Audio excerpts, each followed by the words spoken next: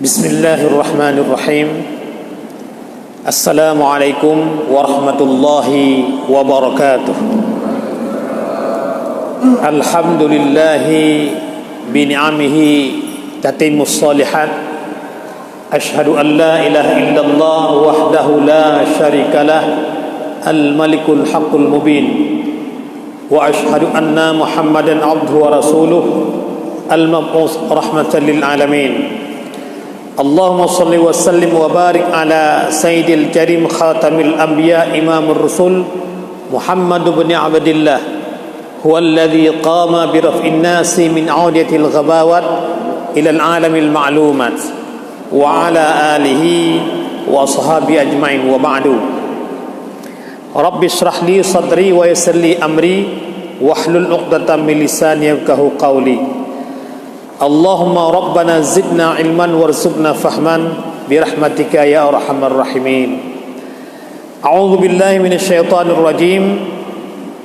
Qala Allah Ta'ala fi kitabihil karim, innamal mu'minuna alladhina idza dzukirallahu wajilat qulubuhum wa idza tuliyat 'alaihim ayatuhu zadatuhum imana wa 'ala rabbihim yatawakkalun.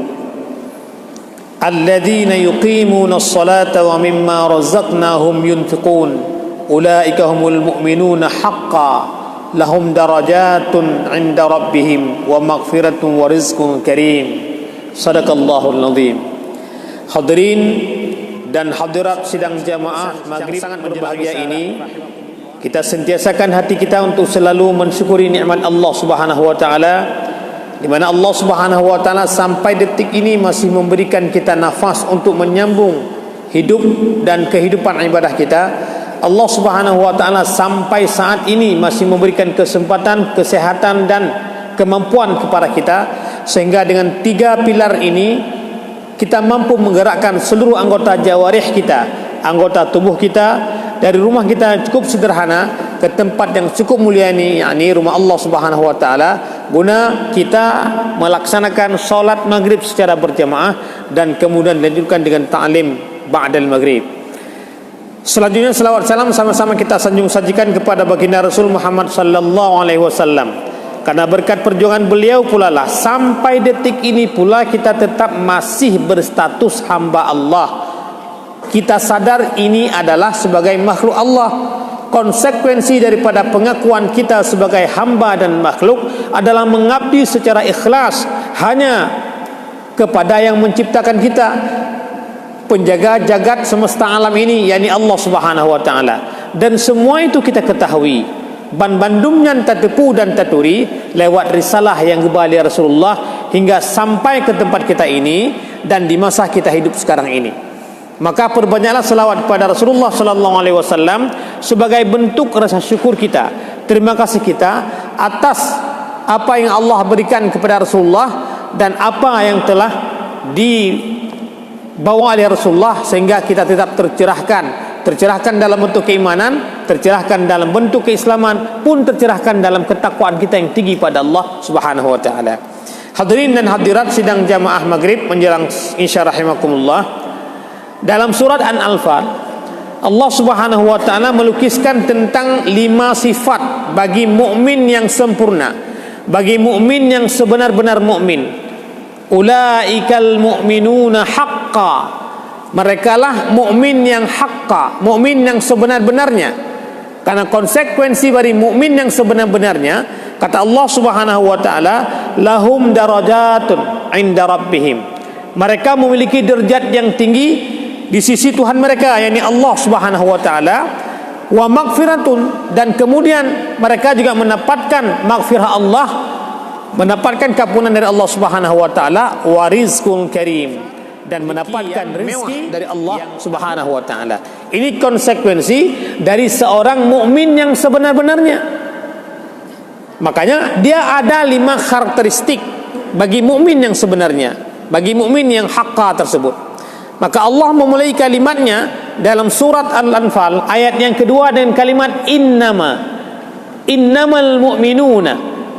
Jadi kalau kita belajar bahasa Arab, makna innama tersebut adalah satu-satunya, tidak ada lain dia. Jadi kalau kita mengatakan kepada seseorang yang kita cintai, misalnya kekasih kita, jadi kalau dalam salaf kalau kita menggunakan kata innamanya, innama ana muhibbul laki ya habibati, misalnya seperti itu. Sesungguhnya aku benar-benar mencintaimu wahai kekasihku. Maka ketika kita menggunakan kalimat innama tersebut, maka dia satu-satunya yang kita cintai. Tidak ada wanita lain yang menjelma dalam batin kita. Tidak ada perempuan lain yang datang untuk mengorek dan sekaligus menggoda kita. Tidak kita terima tersebut. Mengapa? Karena kita menggunakan kata innama, maka satu-satunya yang kita cintai adalah dia, kekasih kita. Nah, di sini Allah menggunakan innamal mu'minuna. Sesungguhnya benar-benar orang-orang mukmin tersebut satu-satunya hanyalah. Jadi hanyalah tersebut 5 orang ini. Yang pertama, alladzina idza dzukirallah wajilat qulubuhum. Yang ketika disebut nama Allah maka bergetar hati dia. Ketika asma Allah tersebut didengungkan dalam telinganya, maka gempar hati dia, gemuruh hati dia. Begitu cukup luar biasa takutnya kepada Allah Subhanahu wa taala. Saking takutnya seperti itu, maka dia memompa adrenalin ketakwaannya lebih dekat dengan Allah Subhanahu wa taala. Ini perbedaan takut dengan manusia dengan takut kepada Allah, beda. Kalau takut kepada manusia, takut kepada binatang, itu biasa kita lari. Ada harimau di situ, kita takut ke harimau, jelas menjauh dari dia. Bukan kita dekati, kalau kita dekati diterkam, mati jadinya, mati tanam. Tapi takut kita pada Allah Subhanahu wa taala, semakin kita takut, maka semakin kita mendekati Allah Subhanahu wa taala. Mengapa? Takut cinta Allah hilang di tengah-tengah hati kita. Takut kekasih Allah, takut kasih sayang Allah tersebut hilang, sirna dalam keimanan kita. Ngeri kita kalau cinta dan kasih Allah itu akan hilang pada diri kita. Maka kita akan mendekati terus. Nah, dekat kita dengan Allah Subhanahu wa taala itu akan menandakan kita, iman kita yazdad. Iman kita akan meningkat. Maka kita tidak berani melakukan perbuatan-perbuatan mungkar. Kita tidak akan pernah berani melakukan sesuatu yang keji. Mengapa? Karena kita takut nikmat Allah, takut takut tentang cinta Allah akan hilang nantinya. Makanya apabila disebut nama Allah, maka bergetar hati dia. Ketika disebut asma Allah, maka jantungnya tersebut seakan copot. Bukan malah ketika disebut nama Allah biasa-biasa saja. Kalau biasa-biasa saja seperti itu, ya tidak ada gunanya. Imannya perlu dipertanyakan. Malah akhir-akhir ini sering Allah itu dipermainkan. Muktimah syariatnya tersebut diejek-ejek, ajarannya dibuli, malah seakan tidak ada, maka malah seakan tidak ada harganya di hadapan mereka. Jadi Allah sebagai pencipta tidak ada harga sama sekali. Nah, kalau seperti itu, bagaimana bisa bergetar hatinya? Bagaimana bisa bergemuruh jantungnya ketika mendengar nama Allah? Tidak akan pernah. Justru hatinya akan batat, hatinya akan bertambah kasar, akan gulfon tersebut tersampul. Jadi kalau ada buku disampul, maka dia tidak akan bisa masuk, bukan masuk ke dalamnya, disampul. Maka hati kita gulfon. Kalau hati sudah gulf, hati sudah disampul oleh Allah Subhanahu wa taala, maka susah kita untuk bisa menerobos jantung keimanan kita. Maka hati-hati. Jangan mempermainkan ajaran Allah Subhanahu wa taala. Jangan mempermainkan syariat Allah Subhanahu wa taala. Karena ketika kita sekali mempermainkan ayat-ayat Allah, kita mempermainkan syariat Allah, maka Allah pun akan mempermainkan kita. Sejauh mana kita bisa mempermainkan Allah? Kita ini makhluk, tapi Allah akan mempermainkan kita. Allah akan mempermainkan kita dengan longsor tanah. Allah akan main-main kita dengan jatuh pesawat. Allah akan mempermainkan kita dengan apa? Dengan banjir di mana-mana. Kenapa? Karena hati kita tergetar ketika nama Allah itu disebut. Coba lihatlah sekarang ini, ketika koran memberitakan tentang dahsyatnya COVID-19 tersebut, semua panik. Tapi Tapi ketika Al-Quran memberitakan tentang dahsyatnya, sadisnya, syadidnya hukuman bagi orang-orang yang akan masuk neraka, biasa-biasa saja. Biasa-biasa saja. Tapi ketika seserambi Indonesia itu memberitakan bahwa hari ini nih 275 orang mati karena COVID-19. Kuyu datang, terbengong-bengong dia, takut mati. Tapi Al-Quran berapa halaman Allah memberitakan tentang dahsyatnya siksaan api neraka, dahsyatnya orang-orang yang akan kena siksaan api neraka. Tapi biasa-biasa saja. Pertanyaan seperti itu akan muncul, ya, apakah iman? Koran yang kita baca itu dengan mata otak kita, tapi Al-Quran yang kita baca dengan iman kita, maka tidak tembus bacaan kita dengan iman. Maka hati-hati. Ya. Jadi kita lebih takut pada makhluk. Bukankah COVID-19 itu merupakan ciptaan Allah Subhanahu Wa Taala? Mestinya kita berdoa, ya Allah ya Rabbi, seandainya ini musibah ya Allah, maka loloskanlah aku dari musibah tersebut. Seandainya COVID-19 ini ya Allah merupakan bala bagi kami ya Allah, maka ampunilah dosa kami ya Allah. Dan seandainya COVID-19 ini merupakan ujian bagi kami ya Allah, maka luluskanlah kami dari ujian ini. Itu yang kita minta dari Allah Subhanahu Wa Taala. Bukan malah kita takut COVID-19 sehingga kita sholat jamaah pun tidak mau.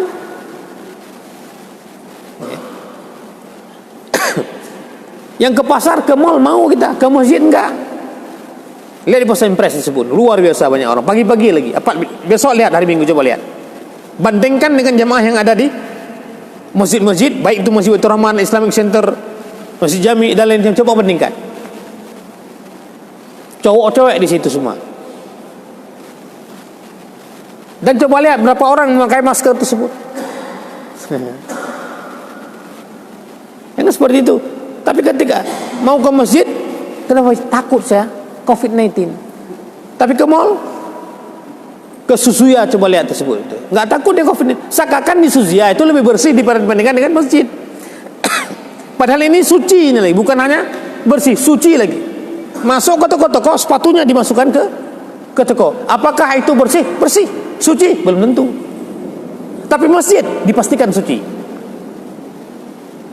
Bukan hanya bersih. Lantas mengapa kita takut untuk mendekati Allah ketimbang kita harus mendekati manusia? Nah, karena hati-hati. Jangan takut dengan makhluk Allah, tapi takutlah kepada Allah Subhanahu Wa Taala. Kita berdoa saja. Andai ini musibah, semoga Allah meloloskan kita. Andai ini ujian, semoga Allah meluluskan kita. Andai kata ini bala, semoga Allah mengampuni dosa-dosa kita. Itu aja yang kita minta dari Allah Subhanahu Wa Taala. Allah pasti akan mencabut dan akan menghengkangkan seluruh penyakit-penyakit yang ada di muka bumi ini atas izinnya. Hanya Allah yang sanggup untuk mencabutnya. Dengan apa? Asal ketika kita mendengar nama Allah, bergemuruh hati kita. Takut cinta Allah itu akan hilang di tengah-tengah batin kita. Pertama. Yang kedua, karakteristik khas atau ciri khas orang-orang mukmin sejati tersebut, wa idza tuliyat alaihim ayatuhu zadatuhum imana. Apabila dibacakan ayat-ayat Allah Subhanahu Wa Taala, maka bertambah-tambah iman kepada Allah Subhanahu Wa Taala. Ayat Allah ini ada dua macam. Yang pertama ayatul kauliyah dan kedua ayatul kauniyah. Ayat kauliyah dalam satu riwayat mengatakan 6.666 ayat yang kita baca. Dan itu kita baca, kita baca. Kadang tidak menganalisa, kita tidak mentadabburinya.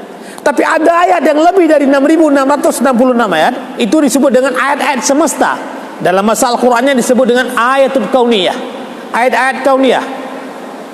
Ini ayat kauniyah turun dari Allah Subhanahu Wa Taala. Dan mestinya kita harus bisa membaca. Dan itu tidak dibacakan oleh kita. Ya, sangat sekarang Sinabung itu sudah mengeluarkan lava fijarnya itu 2 km. Bisakah kita membaca ayat Allah tersebut lewat Gunung Sinabung? Simaru sekarang sudah mengalirkan lava pijarnya tersebut. Dan orang-orang sudah mulai mengungsi. Bisakah kita membaca itu?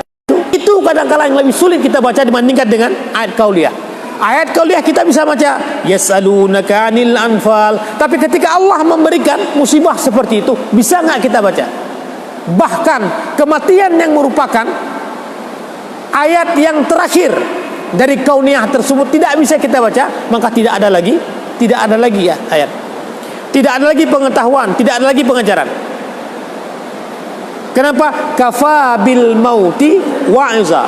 Cukuplah mati itu sebagai pengajaran. Kalau mati yang kita datangi setiap orang yang mati dan kita cuma melihat saja, tidak bisa mengambil pendidikan di situ, kita tidak bisa mengambil ibrah daripada kematian tersebut bahwa kita akan kembali dan kita akan seperti itu, maka tidak ada lagi pendidikan, tidak ada lagi pengajaran itu. Habis semuanya. Kenapa? Batin kita, hati kita betul-betul sudah ditutup oleh Allah Subhanahu wa taala. Nauzubillah. Nah, karenanya bacalah Al-Qur'an ini sambil kita juga merenungi apa yang Allah berikan lewat alam semesta ini. Ketika Allah memberikan longsor atau banjir misalnya, kita harus bisa baca. Karena tidak ada musibah ini yang bukan atas izin Allah Subhanahu wa taala. Tapi juga kita harus bisa baca mengapa ini bisa terjadi. Apakah ini banjir itu hanya gara-gara memang hujan semata? Tidak ada ulah tangan manusia. Berapa banyak itu gunung-gunung tersebut yang sudah ditebang kemudian tidak ditanam kembali sehingga dia menjadi gundul. Nah, gundulnya gunung seperti itu penyebab terjadinya banjir. Itu kan logika manusia dan itu benar. Dan Allah memberikan wacana kepada kita, memberikan ayat kepada kita, tanda-tanda kepada kita agar kita paham.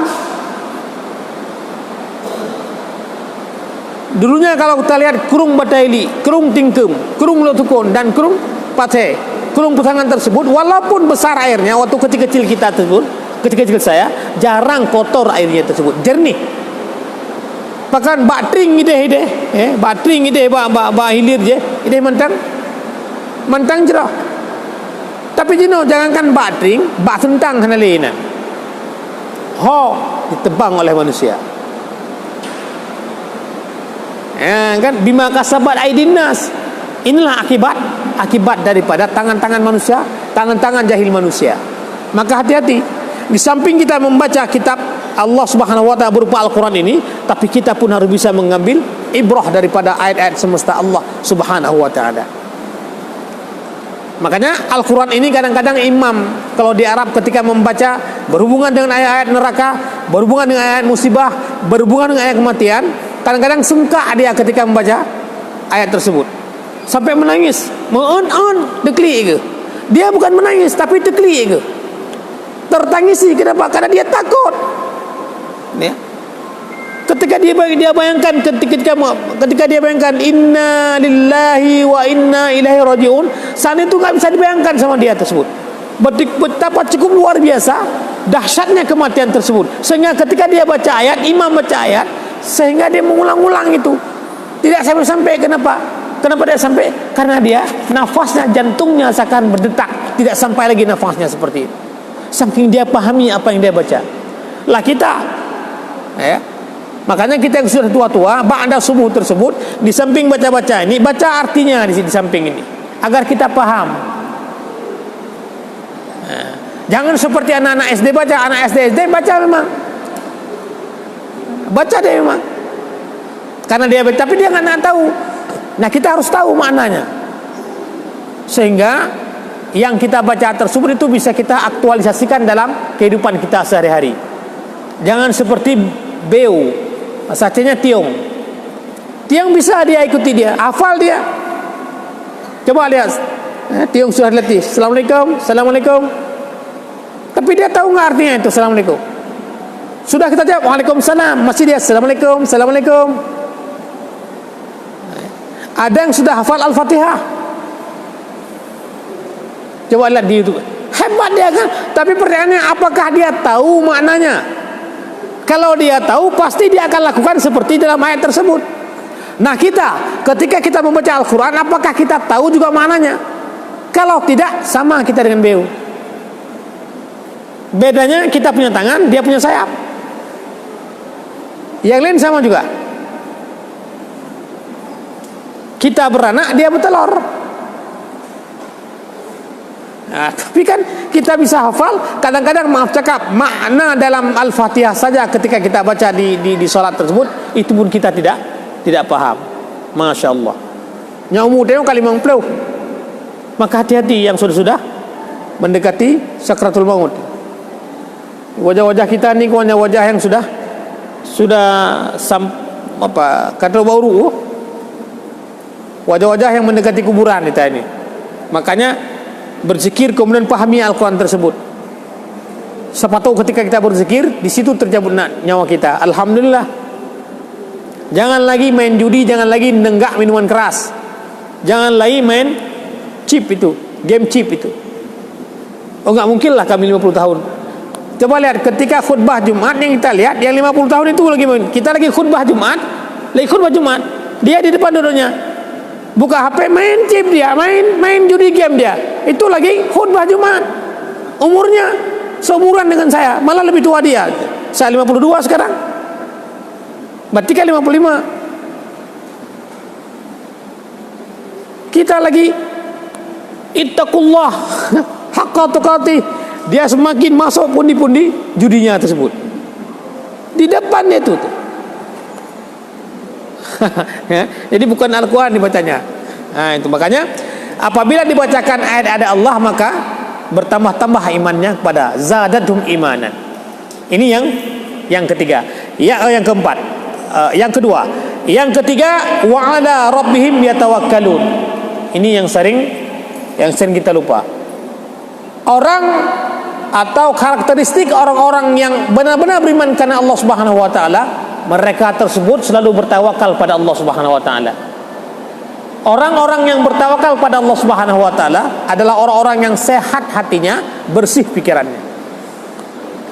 Semua akan dipulangkan pada Allah Subhanahu wa taala. Apapun takdirnya, apapun qadanya, semua diserahkan pada Allah Subhanahu wa taala.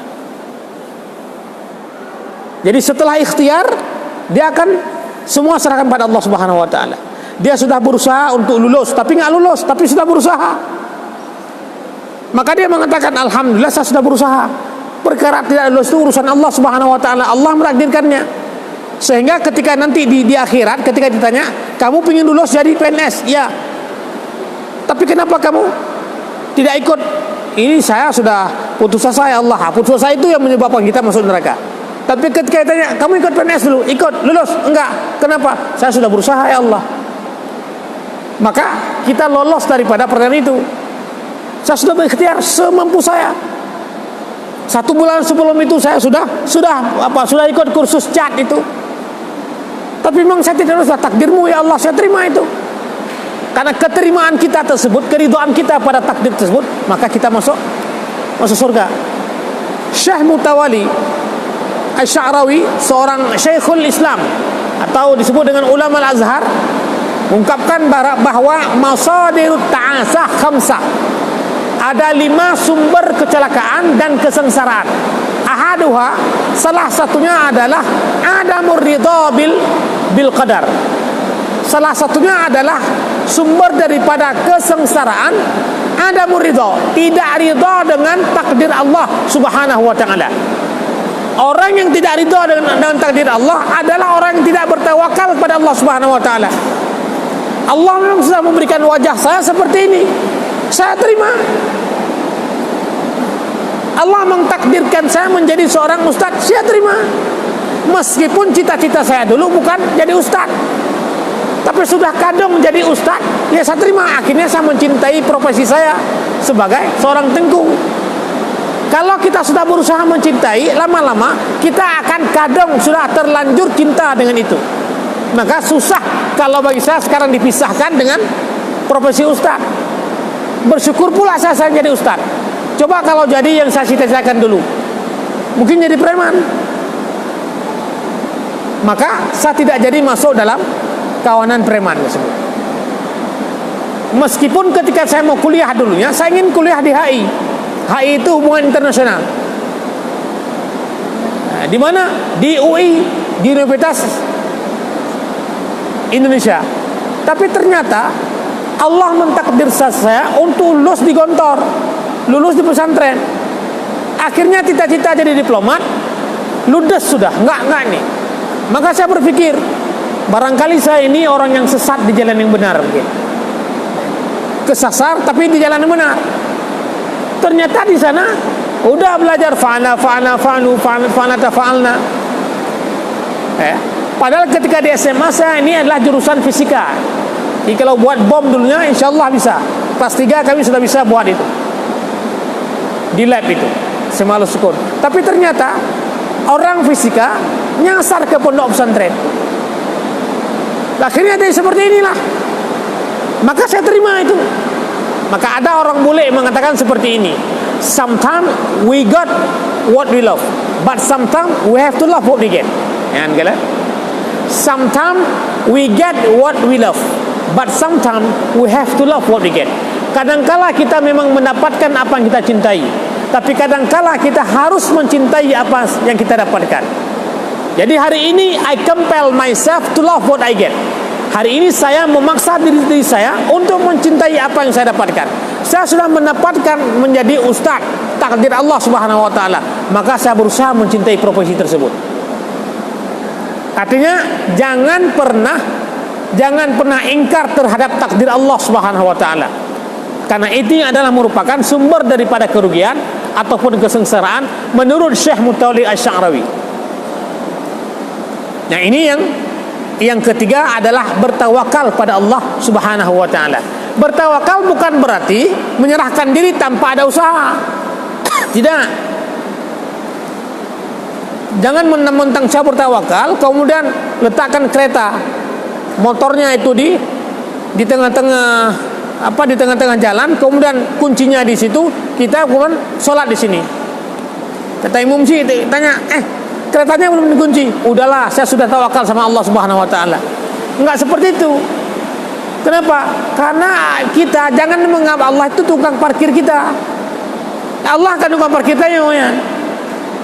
Benoi jaga Honda tayo ya. Tapi setelah kita kunci, masukkan ke tempat parkir, kunci, kemudian kunci lagi di bawahnya, hilang juga. Itu baru takdir. Kita pasrah pada Allah Subhanahu wa taala. Artinya jodoh kita dengan harta kita memang segitunya. Di balik itu kalau kita terima takdir tersebut, Allah akan menggantinya itu yang lebih besar, yang lebih banyak dan lebih bagus. Orang mati kan kalau kita ridha, Allah akan ganti. Wabdilhu khairam minhu. Wabdilhu khairam min zawjihi. Ahlan khairan min ahlihi. Zaujan khairan min zaujihi. Kan seperti itu. Kalau itu matinya lelakinya, maka dia akan digantikan dengan yang lebih baik dari laki-lakinya atau lagi dari suaminya. Kalau itu yang meninggal adalah istri kita, kalau kita ridha maka Allah akan menggantikan zaujah kita dengan zaujah yang lebih baik. Kalau kita hilang keluarga kita, maka Allah pun akan menggantikan keluarga kita yang mati itu dengan keluarga yang lebih baik. Bisa jadi ketika walau gak nampak di bumi, di akhirat Allah akan tampakkan di sana. Atau dengan keluarga itu akan dijadikan lebih baik lagi dari apa yang kita idamkan. Maka bertawakallah pada Allah Subhanahu wa taala. Ini yang ketiga.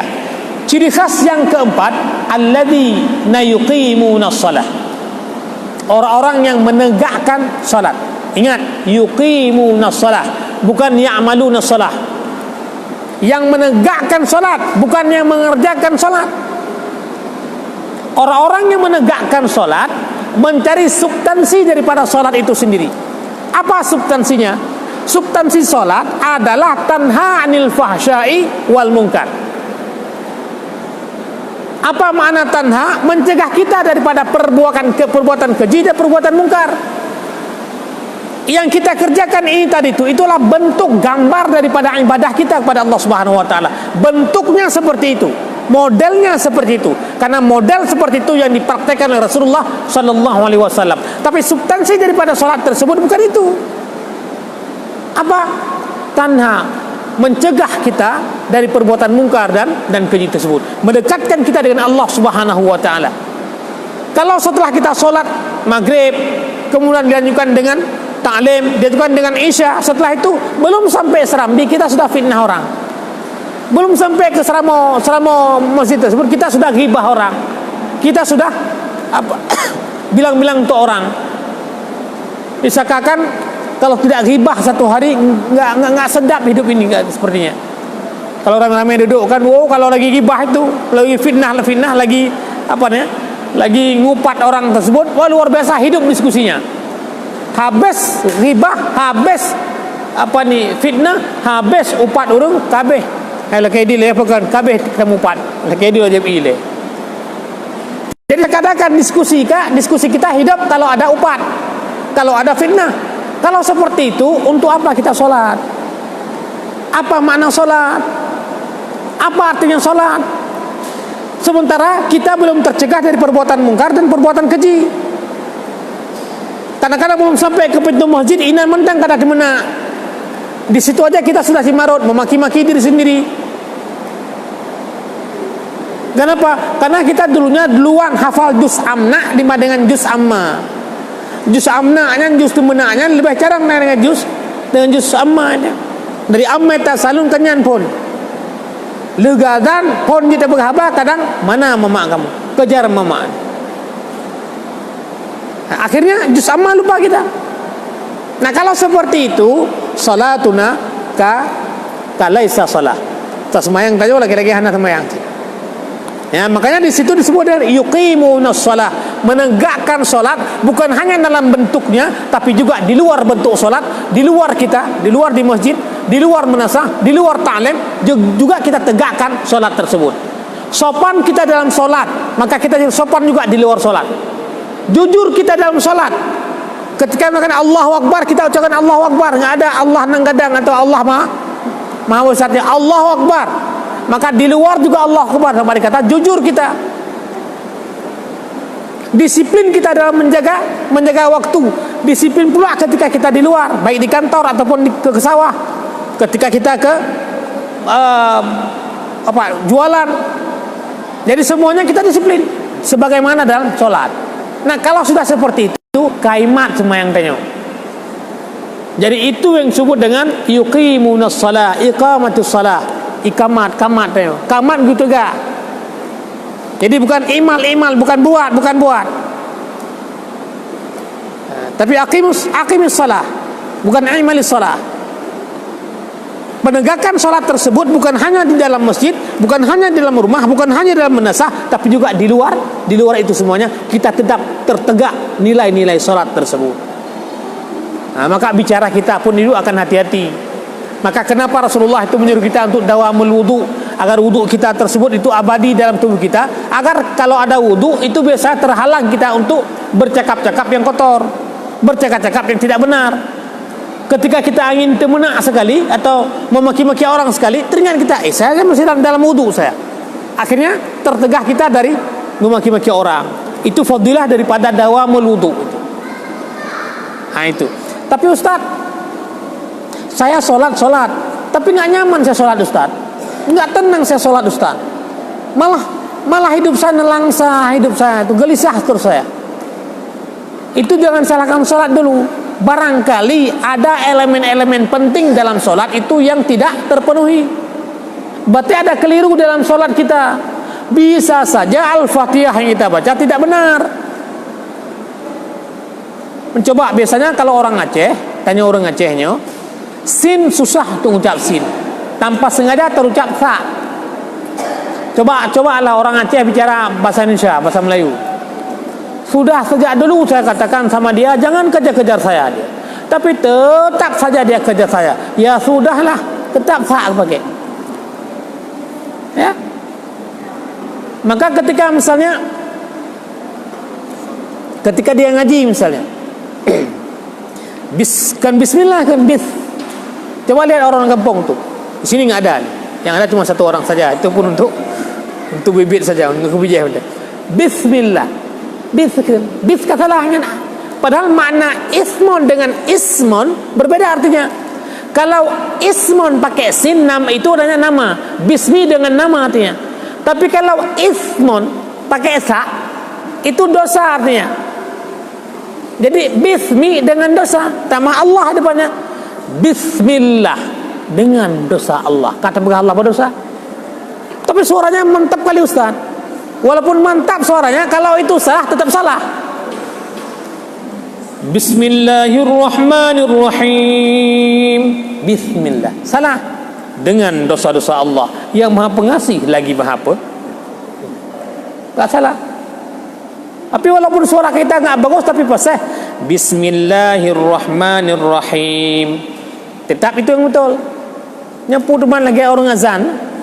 Orang azan ketika biasanya apabila ta marbutahnya bisa mungkin ta bolanggoi.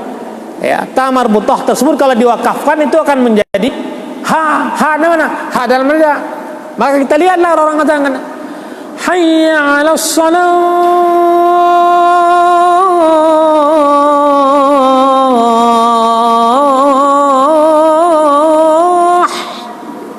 Ini apa doa ini? Salah. Padahal yang benar bagaimana? Ha. Hayya 'alas salah.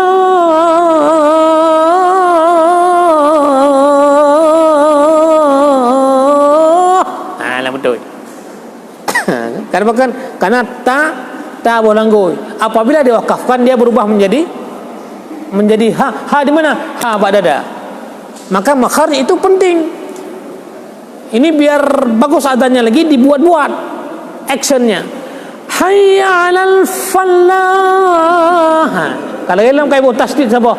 Ketika tanpa tasdid satu sebut maknanya sudah berubah. Falah itu namanya petani.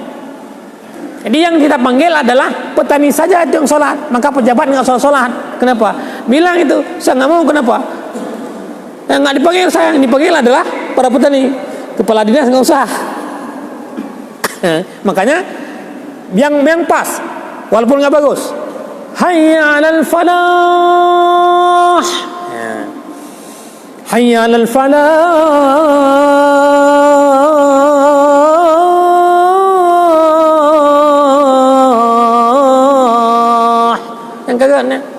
Yang urung je kena. Suara bagus, fasihnya luar biasa. Ini dia suara enggak bagus, fasihnya enggak.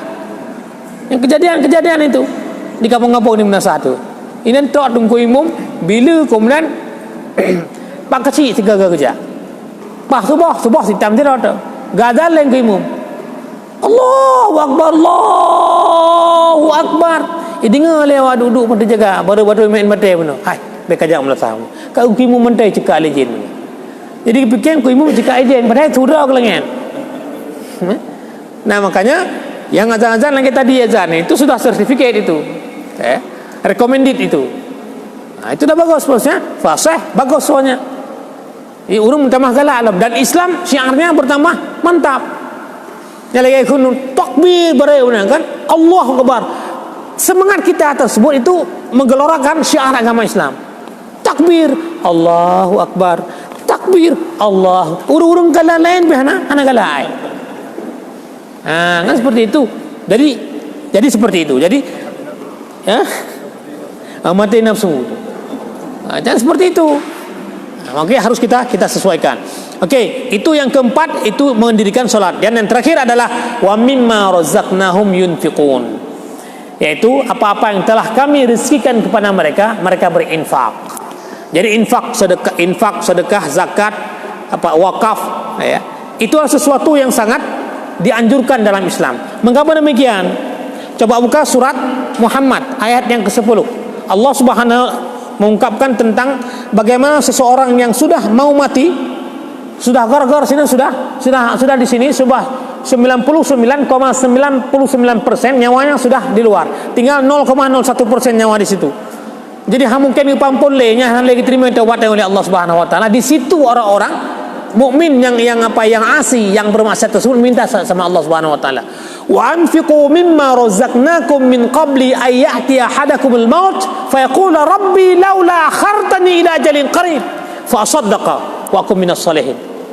Dan berinfaklah kalian dengan apa-apa yang telah aku rezekikan kepada kalian, sehingga ada salah seorang di antara sahabat kamu, teman kamu, saudara kamu, keluarga kamu mendekati kematian, artinya sudah sampai gar-gar di sini, tidak mungkin lagi dia akan hidup kecuali karena Allah Subhanahu wa taala. Fayaqula, mereka mengatakan, Rabbi laula akhartani ila ajalin qarib. Ya Allah, tunda sedetik saja ya Allah.